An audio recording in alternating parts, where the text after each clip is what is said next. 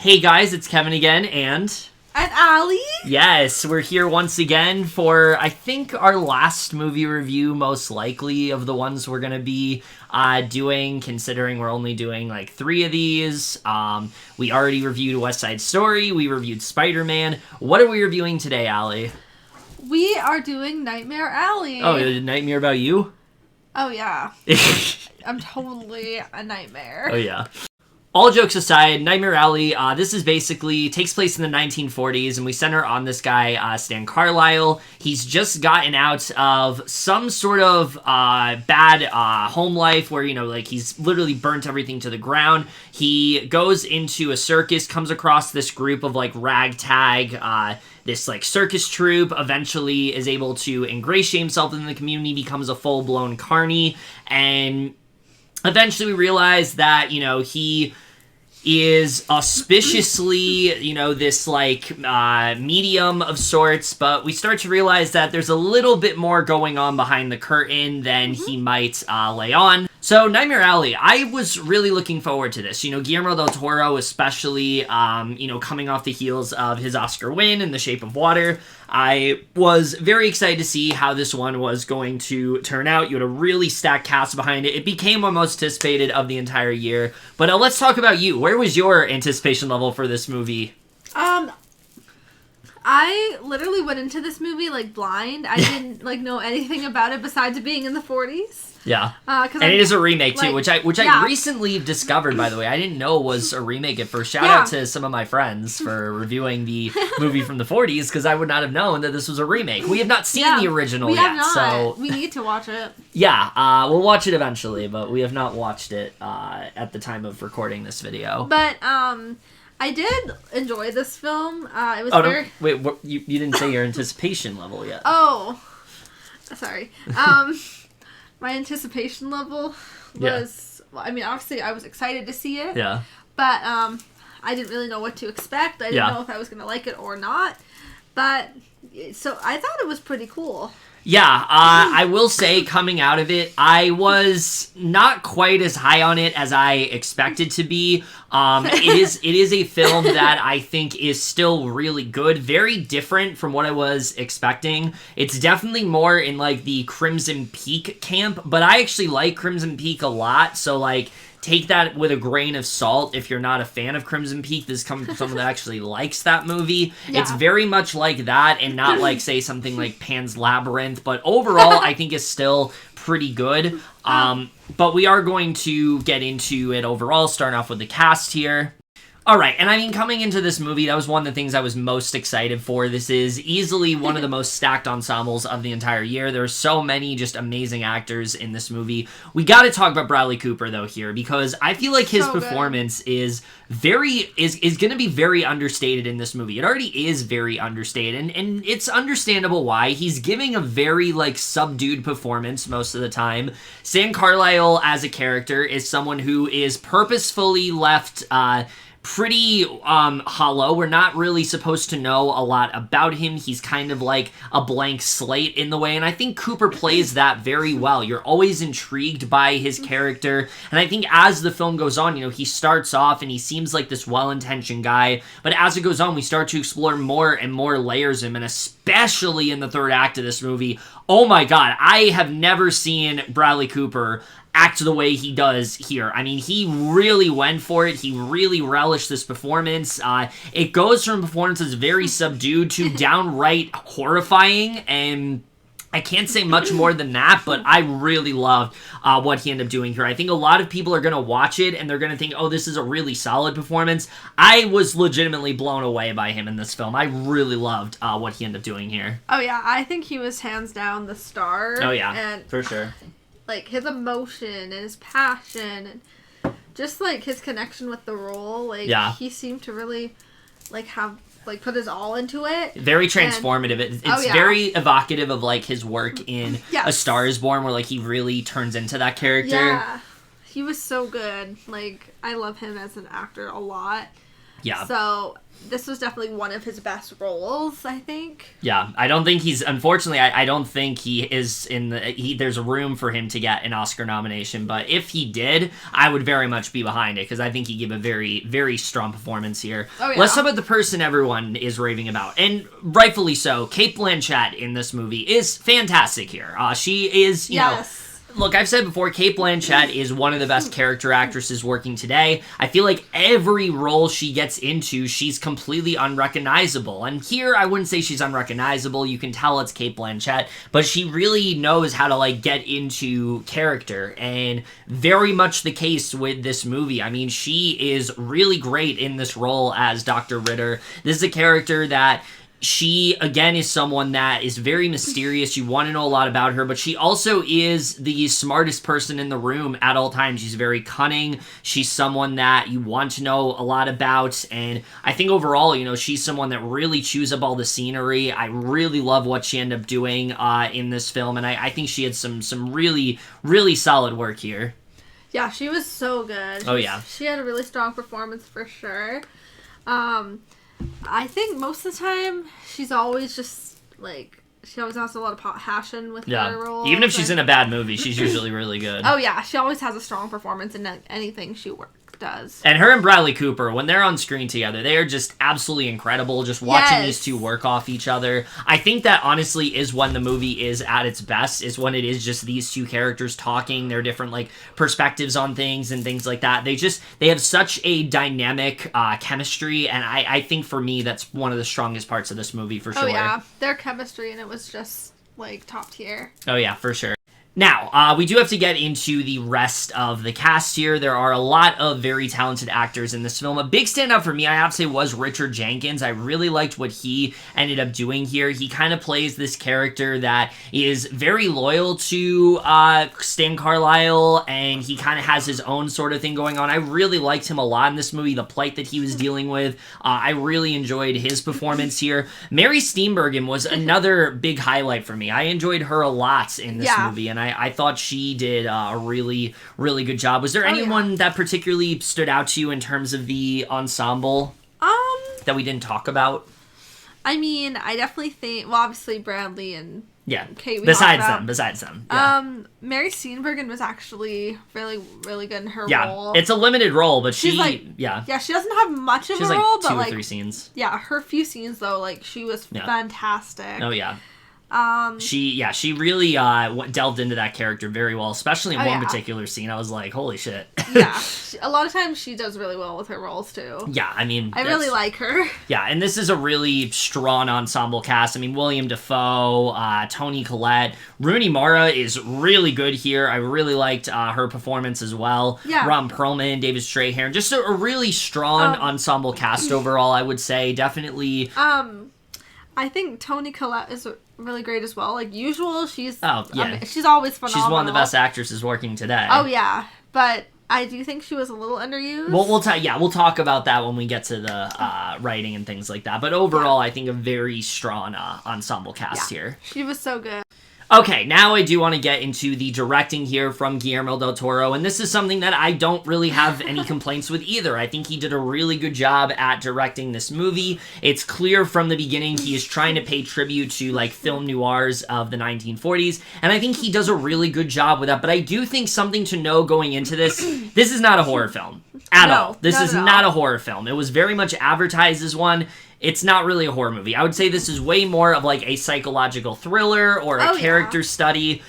And I think it works very well as that. This is definitely a film that you're watching it and you know some shit's gonna go down. You just don't know what exactly it is. And what I really liked about it is that it's not like it's like there's like a murder case going on or something like that. There's something a little bit deeper going on in this film. And I think Del Toro did a really good job with that. You know, he directs this film pretty much like a straight drama throughout, and then it gets a lot more crazier as it goes on. And I thought that his directing was overall pretty solid here. Oh yeah.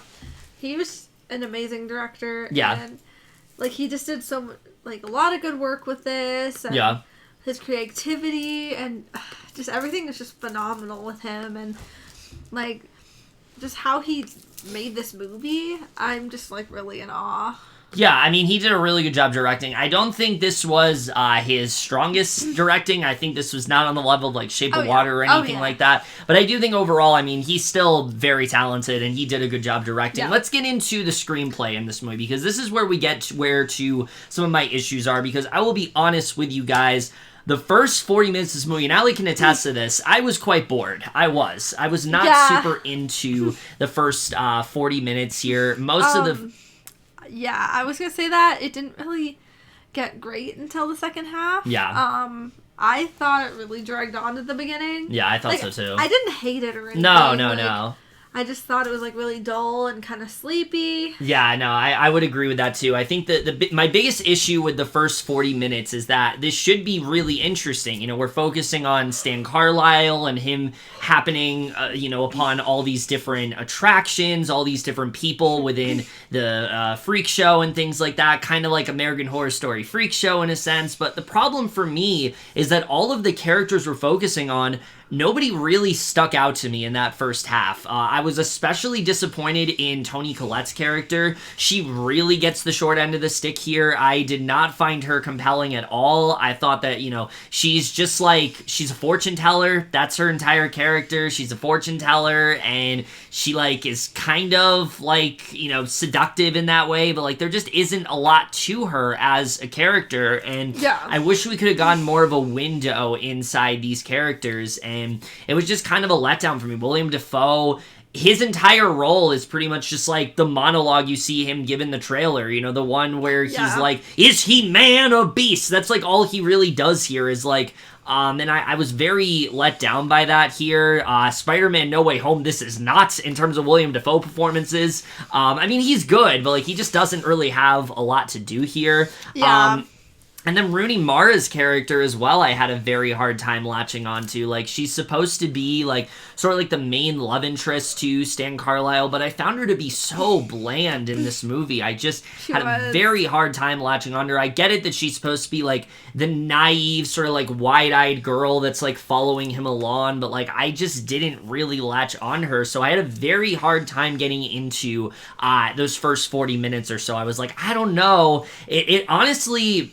in weird comparison, because again, I like this movie, but the way that people were referring to Crimson Peak when it came out in 2015, and people were saying that this movie's boring, it's not really going anywhere, these characters aren't interesting, I kind of felt that way at the first 40 minutes of this movie. I was just kind of like, this isn't really doing it for me. I don't know if I'm going to like this overall. Thankfully, it picked up, though. I think once we get to a certain time jump in this movie and something happens, and we start to... get a little bit more inside Cate Blanchett's character, I think that's when the movie really does soar, and I think that's when it gets really interesting. What did you think of the first, 40 minutes of this film overall? Well, like I said, I thought it was really dull and sleepy at the beginning. Yeah. Didn't hate it, good acting and everything. It's just didn't really go anywhere. Yeah, it didn't really go anywhere. No.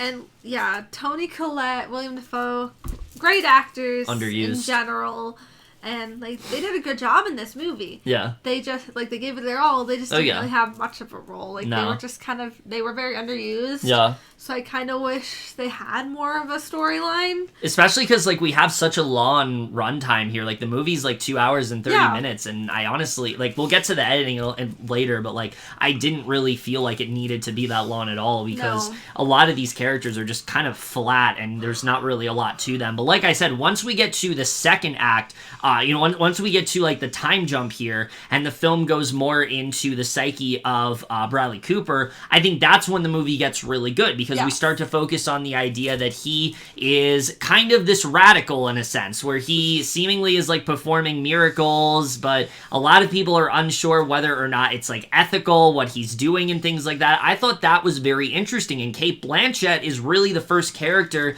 that's kind of challenging him. She kind of sees through a lot of what he's doing, and that's when the movie got really interesting for me. I like what this movie has to say about the deceptiveness of humanity and how we often will do things, for our own self-worth, even if it's not going to help other people, and sort of like con them in that way. Again, Stan as a character, you don't really know where his head is at a lot of the time, and I thought that worked better as the film went along. Like, for a while, I'm like, I want to know more about him.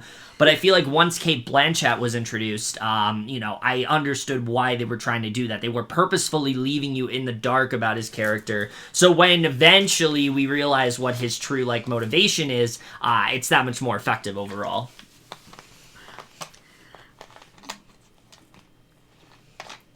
Were you going to say something? Oh, no. Oh. Yeah, so I thought they did a really strong job with that. What did you think of Cate Blanchett's character in this movie? Because for me, that's really when the movie picked up, I think. I thought she was great. Yeah. She seems to really give it her all every time, in every character she has. It was definitely a very unique character. Yeah. And she's dealing with her own plight, too. There's a really good scene where they talk about something that, she's gone through, and you understand why she's, the way she is, because she's a very cold character in that way, very closed off, and you kind of start to realize, why she... Oh, yeah. And she opens up to Stan, and you understand why she latches onto him. Oh, yeah. Their, chemistry was, everything. Oh, yeah. And... this is just a phenomenal character for her. Yeah, I really liked her character a lot. I thought that, like I said, their bonding was very strong. I think the best way to describe it in terms of screenplay is that you just gotta be patient. You gotta be patient. Yeah. Eventually the film does pay off, and when you get to the final 40 minutes... Holy shit, does this film get insane. God. I mean, I was not expecting the film to go to the places that it really does go. But the third act of this film, if the entire movie was like the third act, this would legitimately be one of my favorite movies of the year, because it goes off the rails in a good way. It really goes in some crazy directions. It starts to get you to understand the Stan Carlisle character a little bit more.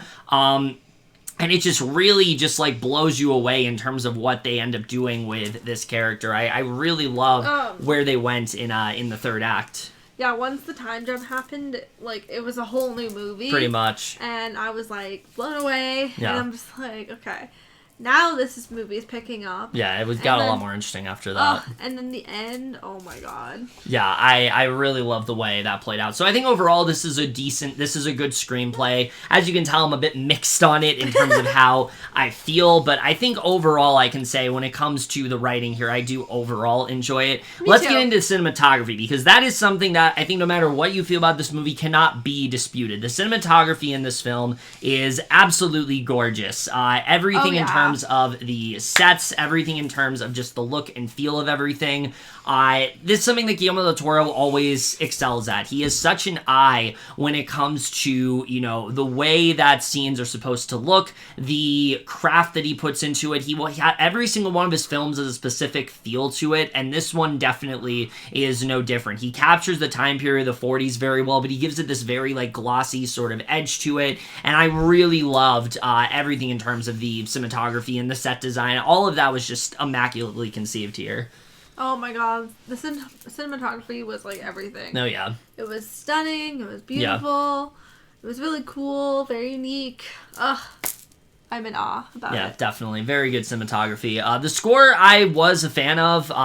For the most part, I thought it was a pretty decent score. I thought Nathan Johnson did a good job. I won't lie, I kind of wish I could have seen what we could have gotten from Alexander Desplat, since I know he was originally going to do the score here, but I think Johnson overall did a good job. He's a pretty solid composer, so I'm not going to complain too much there. And the editing, like we already touched upon, I do think this movie was overlong. And here's the thing, I don't think it needed to be, though. I think that on paper, this film being 2 hours and 30 minutes makes sense, but it makes sense if you dive deeper into these characters, and they really don't for the first 40 minutes. We don't know a lot about a lot of them, and to be honest, I couldn't tell you much about a lot of them. I couldn't tell you much about Toni Collette's character. I couldn't tell you much about David Strathairn's character. I couldn't tell you much about Ron Perlman, especially. He's not in this movie at all. I couldn't tell you much about William Dafoe's character.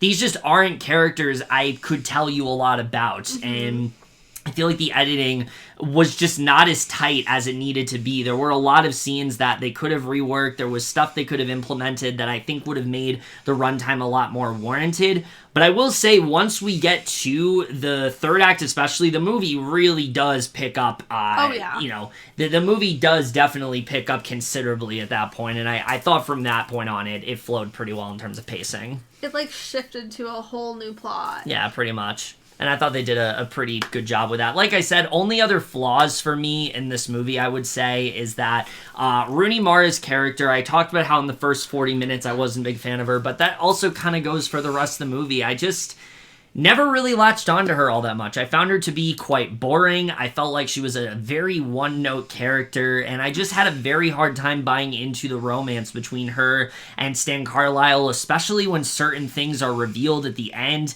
I really had a hard time latching onto it, and I didn't really understand what they were. I mean, from a surface level, I get what they were trying to go for there, but I don't know. I had a hard time latching onto that character overall, and that was definitely an issue for me. Yeah, I didn't really have a ton of flaws in this movie, but like the main ones are just like the underused characters. Yeah. And just a few little mistakes here and there. But other than that, I thought it was a very unique film. Yeah, and like we said, the ending especially is incredible. It's one you are definitely never going to forget. I think it probably is one of my favorite endings of the year. The last shot especially is very interesting, the way they decide to end this movie off of it. A lot of people have said it's a stunner of an end shot, and I would very much agree. Like, the places that Bradley Cooper goes with his role especially, phenomenal. I really love the way this movie wrapped up. As a whole, I did really enjoy Nightmare Alley. I won't lie, coming out of it, I was a bit conflicted with how I really felt. I think that there are some elements that they definitely could have done a lot better. There are a few underused characters that I would have gotten more of a look into. But when the film really focuses on Bradley Cooper's psyche, the psyche of Stan Carlisle and what he's really trying to do, and eventually getting you to really understand his motivations, I think that's when the film really does excel. Cooper and Blanchett, again, both of them really do steal the show here. Del Toro really does kill it in terms of directing. I don't think this is one of his best films, but I do overall think this is a pretty solid film overall. Really great cinematography and a hell of an ending. I do think as a whole, Nightmare Alley is definitely worth giving a watch. Yes. It's unfortunate that I don't think this is going to be a very big movie, especially because there's another little film that came out this week that definitely is going to demolish this one for sure. I do think overall this film is still very much worth giving a watch, and I am going to give it a B. I also gave it a B on my Letterboxd review. Yes. But yeah, that's it. That's it for our review of Nightmare Alley. Not as much to say when it comes to this one, but still really did enjoy this movie a lot. I definitely do recommend giving it a shot. Not quite on the level that I necessarily want it to be, but I still overall did enjoy it. So at the end of the day, I can't be too disappointed. I still like the movie, so give it a watch, definitely. I think that's something that I need to reiterate because, again, movies like this, they don't do very well these days, and I want to try to do what I can to get people to see this movie, because I feel like, we need movies like this to do well, and I hope that, by some miracle it does, but I don't expect it to, but we'll have to see. But that's it for this video. Hope you guys enjoyed it. It was fun doing some movie reviews with you, This was fun. I'm sure we'll definitely try to do some more again. If you like us doing movie reviews, of course, comment down below. We're definitely down to do some other ones together. Unfortunately, I don't think they'll be in person, but